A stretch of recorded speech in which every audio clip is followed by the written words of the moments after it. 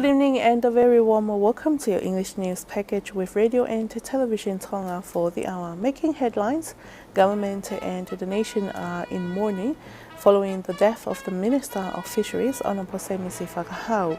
Queensalote Wharf upgrade project now underway. And the Minister of Finance launches a special program of the TDB known as Partnership of the Bank with the Tonga National Workers Council, or TNWC. We'll have these and more stories later on in the bulletin, together with our sports to wrap up with the latest weather update.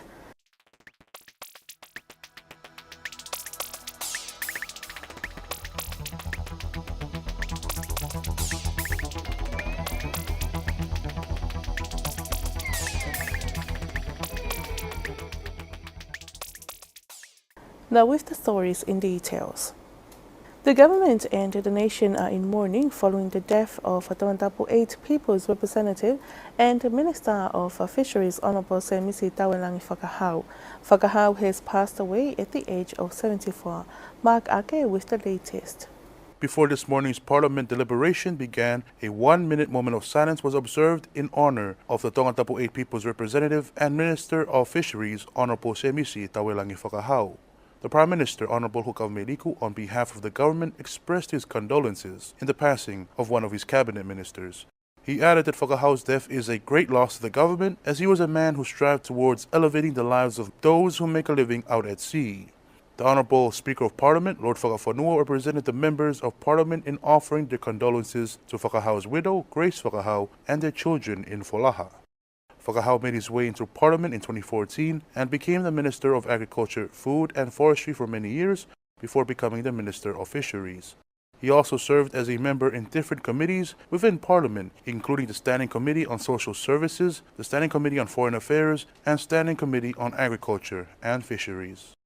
The Honourable Prime Minister and the Director General of the Asian Development Bank in the Pacific, including leaders of related stakeholders, marked the groundbreaking ceremony of the Nuku'alofa Port Operate project that will upgrade the Queensalote Wharf. The Queensalote Wharf has operated for many years, and now efforts to give it a facelift has begun with funding from the Australian Development Bank, or ADB. This project is under the Ministry of Infrastructure, and the contract was signed on the 3rd of August this year. The Minister of Infrastructure, Honourable Seventeen Maua, delivered the welcoming speech during the groundbreaking ceremony yesterday and said that this is a milestone that the people of Tonga will benefit from it on so many levels. He adds that the renovation of the Friendly Islands Shipping Agency's old building is nearly complete, and it will be the site office for the Nuku'alofa Port Operate project at the Queensalote Wharf. The Director General of ADB in the Pacific, Leah Guterres, is currently in Tonga and says this year marks the 50th anniversary of the Kingdom of Tonga and the ADB relations. The project will rehabilitate, renew, and expand the port infrastructure, strengthen management and operations, and improve the port's capacity.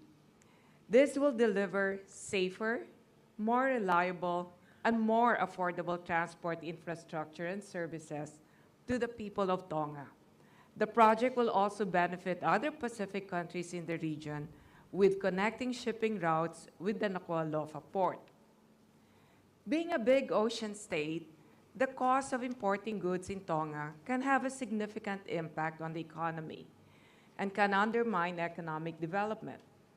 For Tonga, more than 98% of imports arrive by sea, and the Nuku'alofa Port is the country's main international port, and in many respects, its economic lifeline. The port, as we all are aware, is highly vulnerable to the impact of climate change and disasters caused by natural disasters, including earthquakes, cyclones, rising sea levels, among others. She adds that in July 2019, ADB and the Government of Tonga started to prepare 2 transport projects, one of which is the Nuku'alofa Port Operate project, which is the upgrading of a Queensalote Wharf. It was later approved by the Board of Directors of ADB in December 2020 with 45 million from the Asian Development Fund. Meanwhile, the Prime Minister, Honorable Government Liko, thanked the Asian Development Bank and related stakeholders for supporting this project.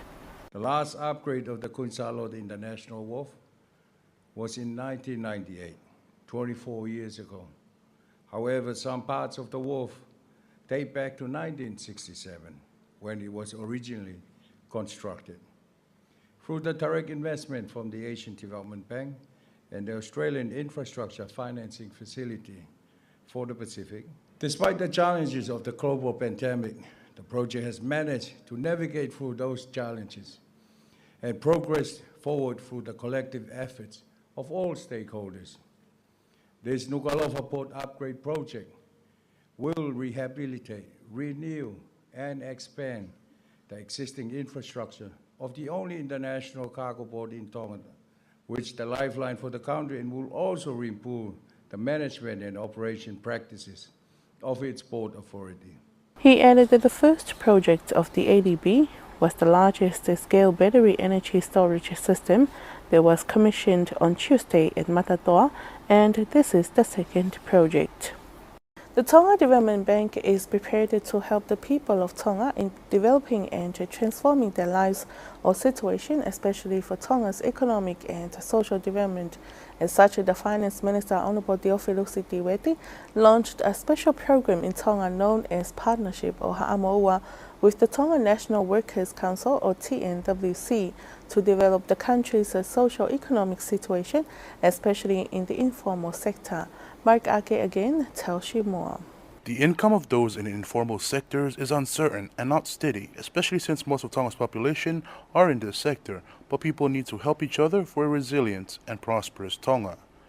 Rolinda Maue from Tonga Development Bank says this is the first time for the bank to launch a partnership with the Tonga Nation Workers' Council or TNWC, which is also the beginning of their efforts to reach their target for the bank's Golden Jubilee in 2027. The TNWC brings the informal sector together, including handicraft, farmers, and fishermen, to collaborate on building their respective businesses and skills, as they were the most affected sector from the COVID-19 pandemic and the January 15th disaster. The National Secretary General for the TNWC, Mele Omanaki, says this partnership comes following a global survey conducted by the Global Organization Workers along with the government in 2020 about the effects of COVID-19 on businesses and employees. She says the survey found that those in the informal sector were the most affected, so there is a need to assist those in this sector. Amanaki added that the government gave out 60 million pa'anga in 2020 to help those businesses that were affected by COVID, but some people in the informal sector were not included in this package and were later included in the government's second COVID relief package, where they got 500 pa'anga each.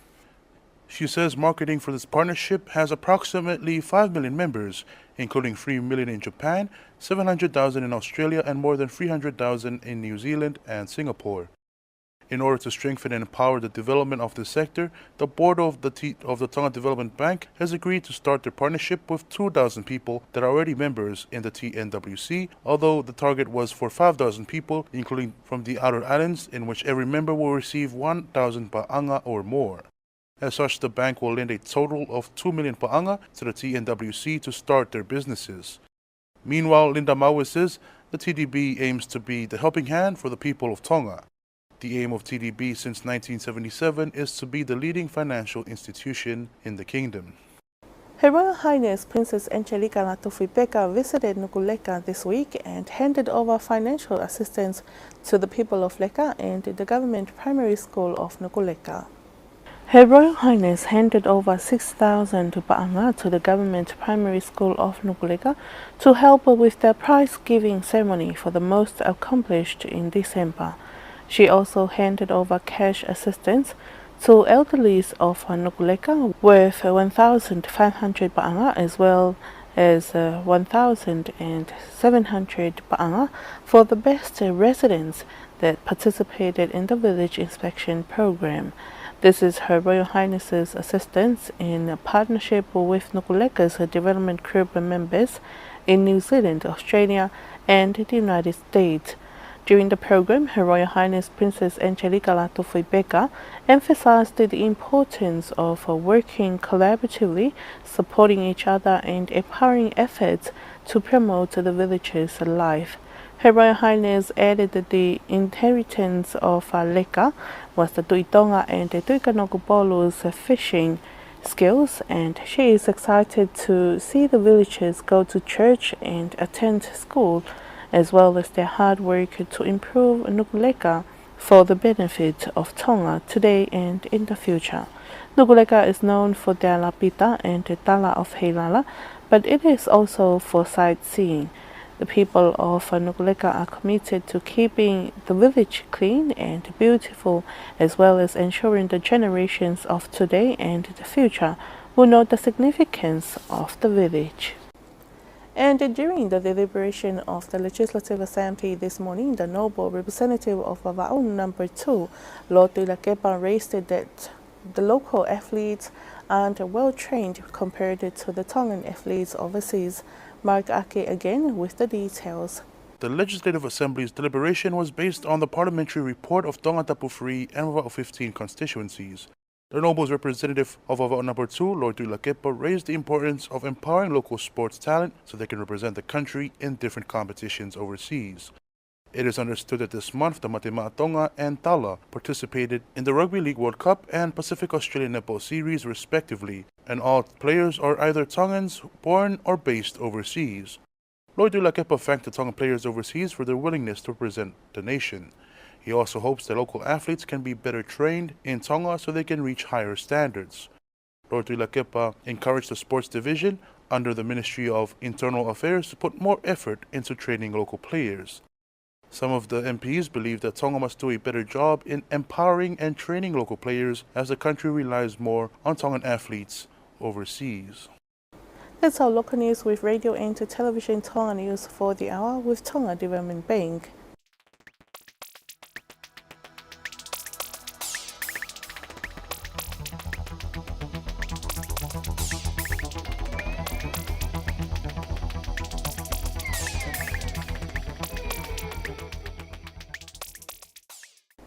Sports is up next with Mark Ake, and it is kindly sponsored by Pacific Timber and Hardware. To netball, Her Majesty Queen Nananaspa'u, via her Deputy Private Secretary, congratulated the Tala after they won the Pacific Australia Netball Series last week. The Queen thanked the team for their continued good spirit, commitment, and pride in representing Tonga and the remarkable performances leading up to last week's events. She also conveyed her best wishes for the future endeavors and preparations for the World Cup in Cape Town next year. The Queen bestowed the team with the name Tala earlier this year. The Tala is a quick-witted and curious bird that is also a symbol of good fortune. The Tala, for the second time this year, won the Pacific Australian Netball Series undefeated after beating Tifa Samoa in the finals last Friday by 69 points to 43. The Tala successfully defended their title after winning the inaugural competition in March. It has been a massive year for the Tala, who are undefeated since March. Not only that, they qualified to next year's Netball World Cup after winning the qualifiers in Fiji. The Tala also took Tonga to 9th place in the world after being unranked previously. The Tala team is expected to visit Tonga this December. To Rugby Union, the All Blacks head coach Ian Foster has called up Blues and North Harbour wing Mark Telea to his squad ahead of their opening end-of-year test against Japan in Tokyo on Saturday. The 25-year-old replaces Crusaders and Tasman utility back Lesta Fainga'anuku, who is returning to New Zealand for family reasons. Telea is the fourth member of the All Blacks 15 squad to be added to New Zealand's senior squad after Pashi Tuipulotu, Damien McKenzie, Brad Weber, and Asafa Aumua were also called up as temporary cover.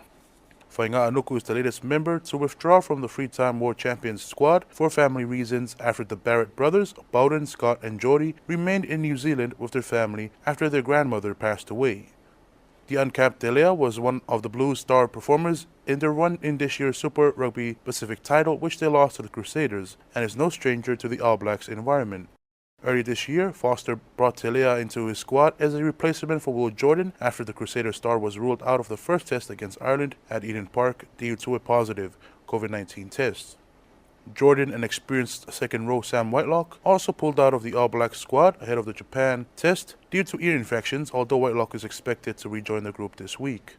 Scrum half Tonga has also been withdrawn from the 35-man group after rupturing a knee ligament and will be ruled out indefinitely, missing the entire tour. And finally, American football player Aaron Donald and basketball star Jaylen Brown have terminated their contracts with Kanye West's sports marketing agency after his anti-Semitic comments. Musician West, now known as Ye, showed a White Lives Matter t-shirt designed at Paris Fashion Week and days later posted anti-Semitic comments on Twitter. Ye formerly launched Tonga Sports in May with Los Angeles Rams defensive lineman Donald and Boston Celtics guard Brown, the first two athletes signed. Reigning Super Bowl champion Donald and his wife Erica, in a statement, said that their family has made the decision to part ways with Tonga Sports, as Kanye's recent comments and displays of hate and anti-Semitism are the exact opposite of how they choose to live their lives and raise their children. On Tuesday, NBA All-Star Brown said he planned to stay with Tonga Sports but reversed his decision a day later. Clothing giant Adidas cut ties with Ye yesterday, saying it does not tolerate anti-Semitism and any other sort of hate speech. The sportswear brand previously said the Yeezy brand collaboration of Ye was one of the most successful in the company's history. Cutting the partnership means Adidas will make a net loss of £217 million in 2022. Ye, who has been diagnosed with bipolar disorder, has lost his position in Forbes magazine's list of billionaires. It estimates that the loss of the Adidas partnership cuts Ye's net worth from $1.5 billion to $400 million US dollars. Now with the latest weather update issued from Tonga's Met Office at Wha'amato. Hello there and welcome. For the current weather situation, a trough lies slow moving over the Niue for today. Associated cloudies with occasional showers, especially for Tongatapu, and can be heavy at times.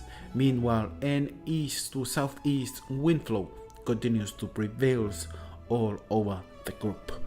Forecast to midnight tomorrow for the Niue, moderate east wind, fresh at times, having cloudy periods with scattered showers, but having moderate possibilities of having thunderstorms occurrence by tomorrow afternoon. Focusing maximum temperature 29 with a minimum of 23. So for Vava'u, Ha'apai, Tongatapu and Ewa, light to moderate east winds and fresh at times. Cloudy periods with scattered showers, having possibility of heavy at some places and with thunderstorms by early tomorrow. Focusing maximum temperature 26 with the minimum of 21 to 22. For the marine weather bulletin, and here is the warnings. Strong wind warning and small craft advisory are now in force for Tongatapu, Ewa, Terigi Tonga and Terigi Tokelau coastal waters, but still remains in force for the newest coastal waters. Now here's the forecast for midnight tomorrow for the coastal waters and coastal lines. For the newest coastal waters, east wind 15 to 20 knots, then rising up to 25 to 30 knots at times, then becoming variable wind by later tomorrow morning. Moderate to rough seas of up to 3 meters. For Tongatapu, Ewa, Terigi Tonga and Terigi Tokelau coastal waters, east wind of 15 to 20 knots, then rising up to 25 to 30 knots at times by later tonight. Moderate rough seas of up to 3 meters. So for Vava'u and Ha'apai coastal waters, east wind of 10 to 15 knots, then rising up to 20 knots at times. Moderate seas of up to 2 meters. Tide predictions for Nuku'alofa. High tide will be tonight at 8:45. The low tide will be after midnight tonight at 3:10. Sunrise will be 6 and the moonrise will be in the morning again at 12 to 8. And now the 6 days outlook for Nuku'alofa. That's our last. Mostly of the upcoming 3 days will be fresh easterly winds, becoming variables by next Tuesday until Thursday. Having a possibility again of having thunderstorms by this Saturday, with fine conditions for the remaining 5 days, but there will be some few showers. Maximum temperature will be around 26 to 27 with a minimum of 20 to 23. The relative humidity ranging from 85 to 95%. And that concludes tonight's English news package. But before we part, here's one final look at tonight's top stories. Government and the nation are in mourning following the death of the Minister of Fisheries, Honorable Misi Fakahau. Queen Salote Wharf upgrade project now underway. And the Minister for Finance launches a special program of the TDB known as Partnership of the Bank with the Tongan National Workers Council or TNWC. And that's it for tonight. Thank you for your company. I'm Ali Sitabo. Have a blessed evening.